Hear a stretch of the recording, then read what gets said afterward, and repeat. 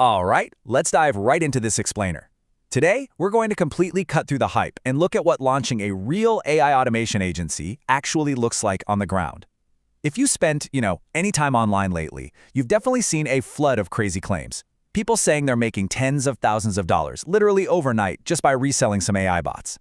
Well, today we are tearing down that facade. We're tracking a real founder's journey from a brutally painful zero-contract first week to actually landing paying clients by week 2. We're going to focus entirely on the growth, the real numbers, and some really hard-earned lessons. So, no fluff, no fake screenshots, just the reality of building a sustainable business in this booming, but honestly, highly misunderstood industry. I want you to look at this quote. It's just so raw. It comes from a founder who literally ground out 60 hours in week 1, all just to get exactly 0 contracts. 0. They built this incredible AI voice agent that could answer phones 24/7 for service businesses, but they hit a massive wall. Turns out, the gap between a business owner saying, wow, that's really cool, and actually pulling out their credit card, it's a massive chasm. It's one thing to build something technologically fascinating, but it's an entirely different beast to convince a busy owner that your tech solves a problem painful enough for them to pay for it month after month.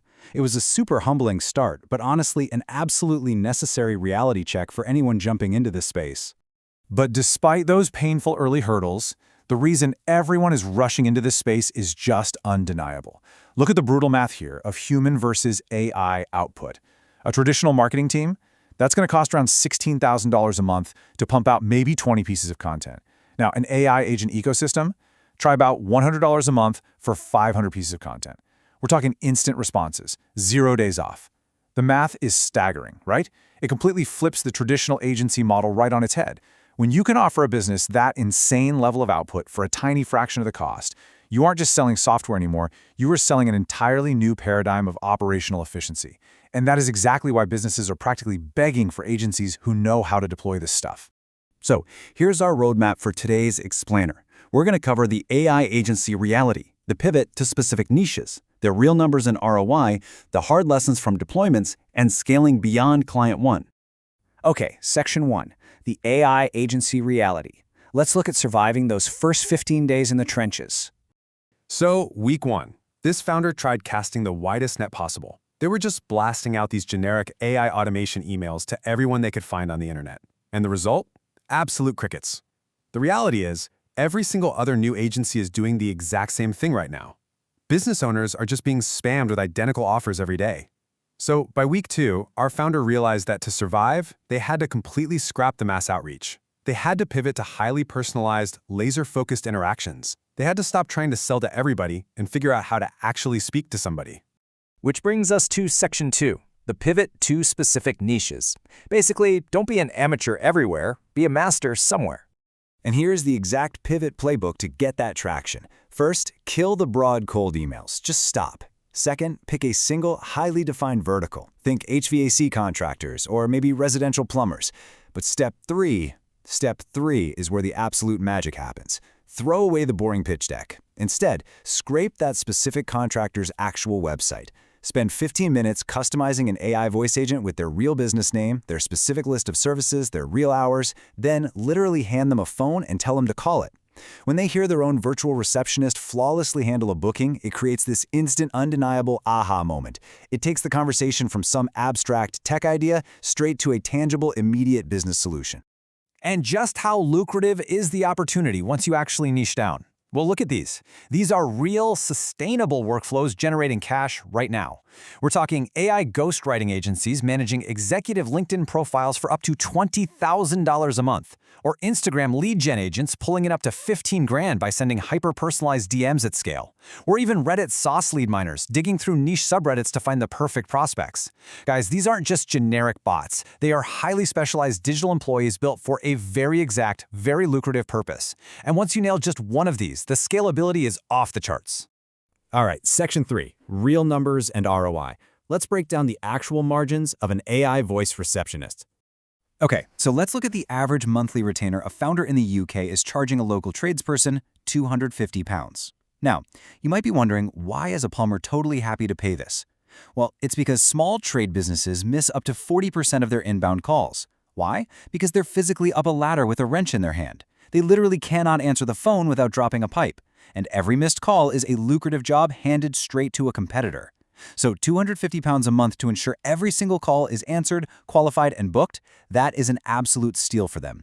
It pays for itself the second they save just one job. But here is the absolute kicker. £15.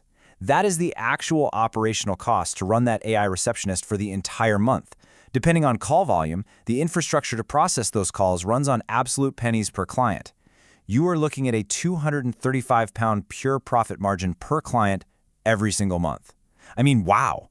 That is exactly why this gold rush is happening right now. You are providing massive revenue-saving value to your client while you operate on software margins that traditional service businesses can literally only dream of. And the impact goes way beyond just answering the phone. It accelerates the entire sales pipeline. Take a look at this residential plumber in the Pacific Northwest. Before AI, he was losing 2 to 3 jobs a month purely because it took him 4 hours to draft a quote after visiting a site.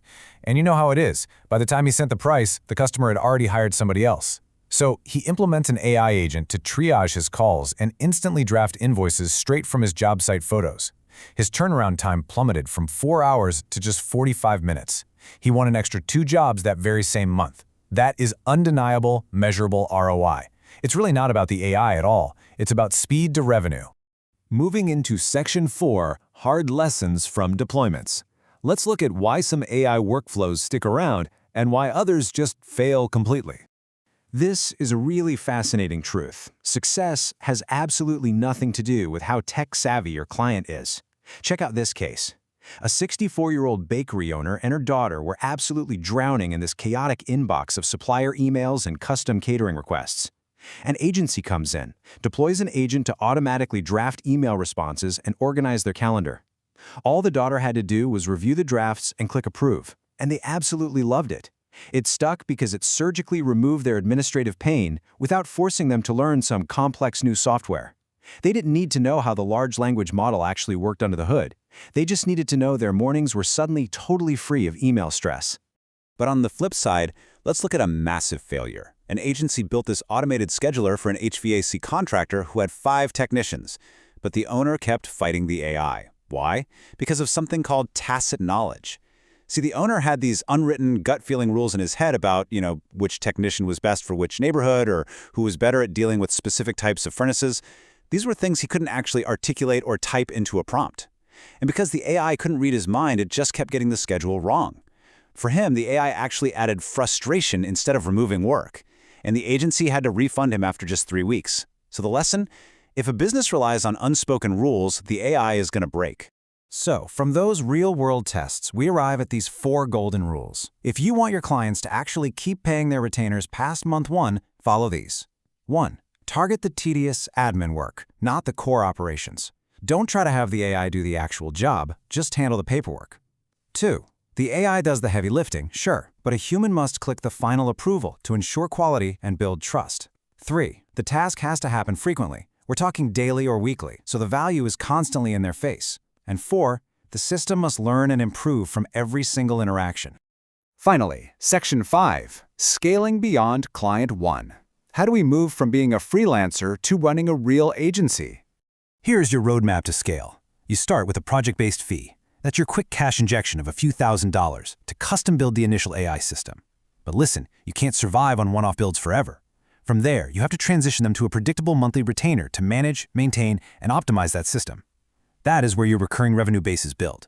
And eventually, the absolute elite agencies out there, they move to a performance-based model. They take a direct percentage of the extra revenue or the cost savings the AI generates. And that, my friends, is when your income truly uncouples from your time. Now, to justify those really big retainers, especially if you're pitching to enterprise clients, you can't just walk in and sell cool tech. You use this exact 3-level formula to present undeniable value. Level 1, you quantify the exact dollar amount of human time you are saving them. Level 2, you subtract your operational expenses, the API calls, the software subscriptions. Level 3, factor in the human investment, which is what it costs to train their staff to actually work alongside the AI. If that final calculated number isn't a massive net positive, your deployment just isn't ready to scale to larger companies. And that brings us to the ultimate realization here. Most people out there treat AI like it's just a search engine. They ask a question, they get an answer, and they start from absolute zero again tomorrow. But the agency's generating real generational wealth. They are building compounding intelligence. Think about it like a ghostwriter agent that perfectly learns a client's specific tone of voice over time so it needs fewer and fewer edits. Or a lead gen agent that actively figures out which intro message converts best and just adjusts its strategy automatically. The system literally gets smarter and more efficient every single time you hit run. So, I want to leave you with this question to really chew on. Take a hard look at what you are actually offering. Are you just selling a glorified one-off chatbot, or are you architecting a system of compounding intelligence that becomes undeniably more valuable to your client every single week? Focus on the latter. Stick to your niche, rely on customized demos, and moving from 1 lead to 3 paying clients won't just be a stroke of luck, it's going to be an inevitable formula. Thanks so much for joining me on this explainer, and I will absolutely catch you on the next one.